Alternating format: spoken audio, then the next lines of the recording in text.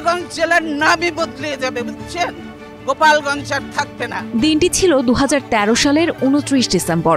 গণতন্ত্রের অভিযাত্রা শীর্ষক পূর্ব ঘোষিত কর্মসূচিতে অংশ নিতে যাচ্ছিলেন বিএনপি চেয়ারপারসন খালেদা জিয়া। নয়াপল্টনের উদ্দেশ্যে গাড়িতে উঠলেও বাধার মুখে গাড়ি থেকে নেমে ঘরে ফিরতে হয়েছে তাকে। পুলিশ, সরকার ও তৎকালীন প্রধানমন্ত্রী শেখ হাসিনার উপর তখন ক্ষোভ উগরে দেন তিনি। ক্ষোভের চরম মুহূর্তে খালেদা জিয়া পুলিশ সদস্যদের উদ্দেশ্যে বলেন, দেশ কোথায়? গোপালই, গোপালগঞ্জের নামই বদলে যাবে, গোপালগঞ্জের নামই থাকবে না। এরই প্রায় এক যুগ পরে এসে গোপালগঞ্জ নিয়ে খালেদা জিয়ার ভবিষ্যৎবাণী যেন সত্য হয়ে গেল।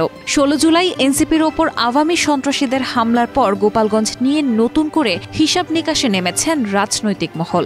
অনেকে গোপালগঞ্জকে সম্পূর্ণ নিশ্চিহ্ন করার দাবিও তুলছেন। তবে সবচেয়ে আলোচনায় উঠে এসেছেন জামায়াতে ইসলামের কুষ্টিয়া 3 আসনের প্রার্থী ও আলোচিত ইসলামী বক্তা মুফতি আমির হামজা। তিনি শুধু নাম পরিবর্তন নয়, পুরো জেলাই মুছে ফেলার দাবি করেছেন। শুধু নাম না, আমার মনে হয় জেলাকে 4টা আশপাশের জেলার ভেতরে ভাগ করে দিলেই ভালো হয়। তিনি প্রস্তাব দিয়েছেন গোপালগঞ্জকে 4 ভাগ করে নড়াইল, ফরিদপুর, মাদারীপুর ও বরিশাল এই 4টি জেলার মধ্যে ভাগ করে দেওয়া হোক। গোপালগঞ্জকে ছাত্রলীগের নৈরাজ্যের বিরুদ্ধে বৃহস্পতিবার কুষ্টিয়ায় আয়োজিত জামায়াতে ইসলামের বিক্ষোভ মিছিল ও সমাবেশে বক্তব্যে একথা বলেন তিনি। এই জেলা আমার মনে হয় মানচিত্রে না থাকাই ভালো।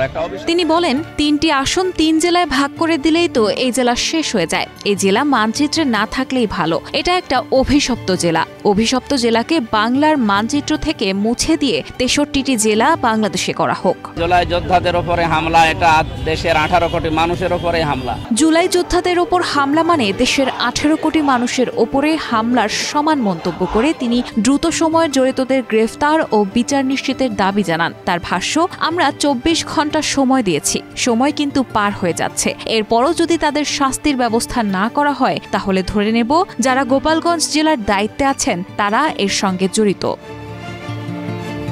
রায়হানা মুন, প্রবাস খবর।